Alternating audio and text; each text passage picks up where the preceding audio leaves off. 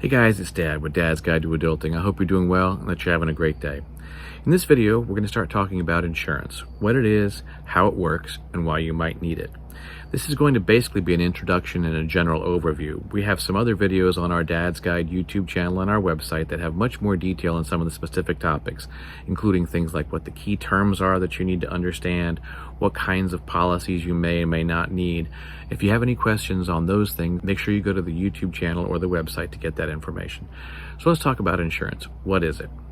Well, insurance is all about the concept of risk transfer. As you know, in your life, you face risk every single day. For example, when we wake up and go driving, we may cause a car accident. We run a red light by mistake. If we do that and we hurt somebody or damage their car or other property, you could end up paying tens or hundreds of thousands of dollars over many years to compensate them for the mistake that you made. If you have a house or a home and it burns down in a fire and you lose all your possessions, that's going to be another major financial hardship for you. How do we solve that problem? Well, we solve that problem with insurance. Insurance is basically all about risk transfer, and it works like this.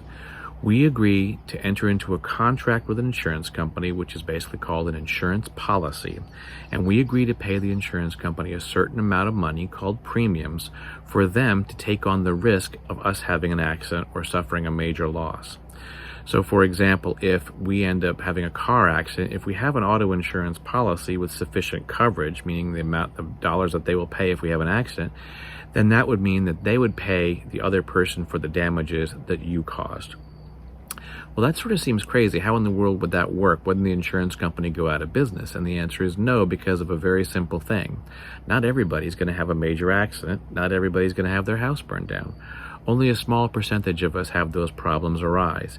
So what the insurance company does is it takes money called premiums from a large group of policyholders, a large group of people, and then only a certain number of those people are going to have accidents. And in those cases, the insurance company pays it out. The insurance company keeps the extra that they took from you in money and premiums as their profit after they pay all their costs, of course. So let's think of a standard example like this using easy round numbers. Let's say we have a group of 20 people, each of whom has a good pair of running shoes worth $150. We all want insurance in case our shoes are damaged or stolen or lost. So we each give an insurance company $10 to insure the shoes. Those payments are called premiums. So the insurance company is going to take in $200 in premiums, 20 people times $10. If one of the policyholders loses their shoes, the insurance company will pay out $150 to buy a new pair of shoes, and the insurance company will keep the $50. That's a very general round number explanation of how it works. In most cases, the actual numbers are much larger, a lot more policyholders, a lot more premiums, etc. It ends up being a really good deal for everybody because the person who suffered the loss doesn't have to pay $150 for their shoes. All they had to pay was $10 for the insurance company. Everybody else still gets a good deal, even if they didn't have a loss and don't get the $150 back, because by paying only $10 in premiums, they let the insurance company take the risk that if they lost their shoes, they would be out $150. They no longer face that risk. That's why we buy insurance. One of the things that is true about the insurance industry that you don't really know in detail, though, is how does the insurance company make the determination of how much to take in premiums when they have to pay it out? That is done by professional insurance experts in a process called underwriting. They basically figure out how many people are going to have accidents, what their risk is, and they price the premiums accordingly. So that at a very basic level is how insurance works. We'll be talking about some related issues in more detail in other videos, but here are a few points that I wanted to mention that we're on the subject. Number one, first off, there are many types of insurance, and you will probably not need them all. One of the things about being an adult is determining what kinds of insurance you need and how much and how best to go about in getting it. For example, if you don't have a car, you don't really need auto insurance.